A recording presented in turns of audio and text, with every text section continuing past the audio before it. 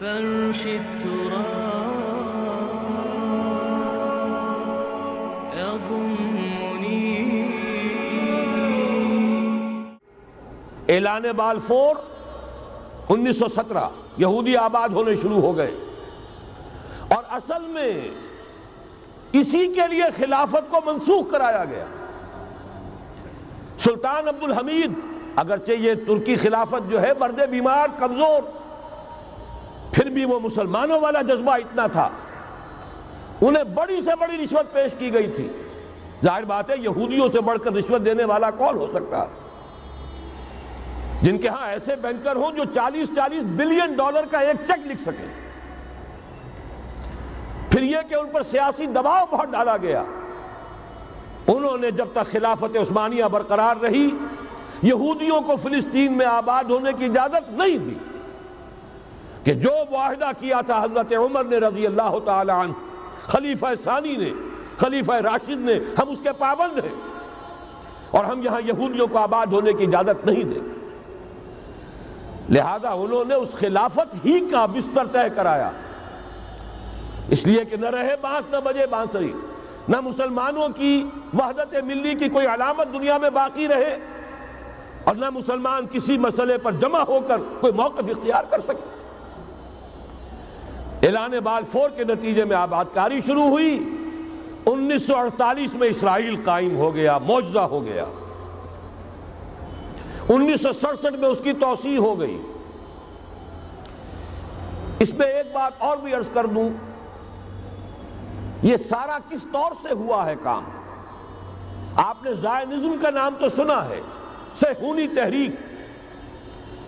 خود اس کا جو بابا آدم تھا، آرڈر آف الومیناٹی، 1776 یکم مئی یہ نظام قائم کیا وائساپ نے، اور اس نظام کے تحت فری میسنری اور lodges of the great Orient قائم کیے گئے. یہ سارا ہتھ کنڈا وہ ابلیسی نظام، اس کی تفصیل ایک کینیڈین آتھر نے لکھی ہے کتاب میں، پاونز ان دی گیم. یہ سارا دھندا ایک شیطانی چکر ہے، ابلیسی چال ہے، اور اس کے ذریعے سے اسرائیل قائم ہوا اور اس کی توسیع بھی ہوئی 1967 میں. اب یہاں تک پہنچنے کے بعد ان کے پیش نظر بقیہ دنیا کی تسخیر اور اسے فتح کرنے کا معاملہ ہے، اور سب سے بڑھ کر اسلام کی بیخکنی اور اس کا راستہ روکنا، یہ ان کے پیش نظر ہے. یریدون لیطفئوا نور اللہ بافواہہم. صورت اس وقت کیا ہے؟ یورپ اور امریکہ سے آپ مشرق کی طرف آئیے، پہلے عالم عرب ہے، عرب مسلم ورلڈ. مجھے یہ کہتے ہوئے سخت دکھ ہو رہا ہے، پورا عالم عرب وہ فتح کر چکے. وہ عرب ممالک کے جو اسرائیل کے ساتھ کسی میز پر بیٹھ کر گفتگو کرنے کو تیار نہیں تھے، آپ دیکھ رہے ہیں کہ لائن لگ گئی. کبھی صرف انور سادات نے ریکگنائز کیا تھا، پوری دنیا میں شور مچا تھا، اس پر لعنت ملامت ہوئی تھی. اب تو ایک ایک کر کے، وہ شاہ حسن ہو چاہے شاہ حسین ہو، اب تو وہاں سے ویزے ختم ہو رہے ہیں. سعودی عرب اور امارات، انہوں نے جو کچھ کاروباری بندشیں لگائی ہوئی تھی وہ ختم کر دی گئی، ان میں نرمی پیدا کر دی گئی. یہ صورتحال ہے کہ واقعتاً ان کی جو عالمی تسخیر کا پروگرام ہے وہ آگے بڑھ رہا ہے، اور بدقسمتی سے امت مسلمہ کا جو قلب ہے، اس امت کا قلب امیین پر مشتمل ہے. هو الذی بعث فی الامیین رسولا منہم یتلو علیہم آیاتہ ویزکیہم الی آخر الآیہ. حضور بھی امی تھے، انہی میں سے تھے صلی اللہ علیہ وسلم. لیکن آج وہ قلب جو ہے عالم اسلام کا، وہ یہودیوں کے شکنجے میں کسا جا چکا ہے. اکثر وہاں کے جو حکمران ہیں امریکہ کے ایجنٹ ہیں، سٹوجز. یہ حالات جہاں تک عالم عرب کا تعلق ہے تلخ حقائق ہیں جو بیان کر رہا ہوں، اس لیے کہ آپ کے سامنے رہنا چاہیے. یہ جو اقبال نے کہا کہ دنیا کو ہے پھر مار کا روح و بدن پیش، ابلیس نے پھر اپنے درندوں کو ابھارا. اللہ کو پامردی مومن پہ بھروسہ، ابلیس کو یورپ کی مشینوں کا سہارا، یہ دوبارہ ایک بہت بڑے پیمانے پر حق و باطل کا گھمسان کا رنگ پڑنے والا ہے۔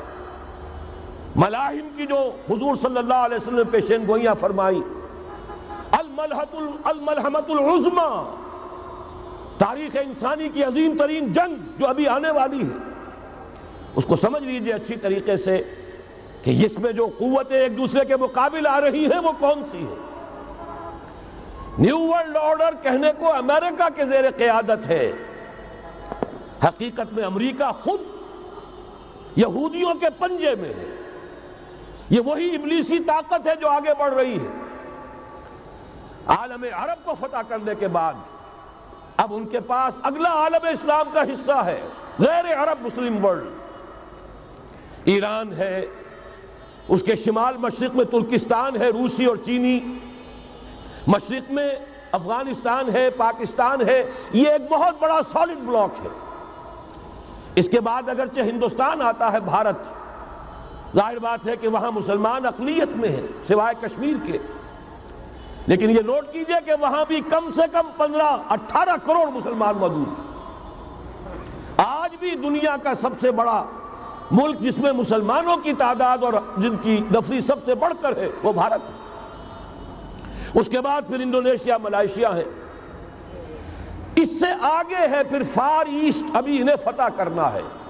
نیو ورلڈ آرڈر کا یوں سمجھئے کہ ابھی یہ ہارڈ نٹ ٹو کریک، ابھی ایک لوہے کا چنا ہے چائنا کی شکل میں موجود۔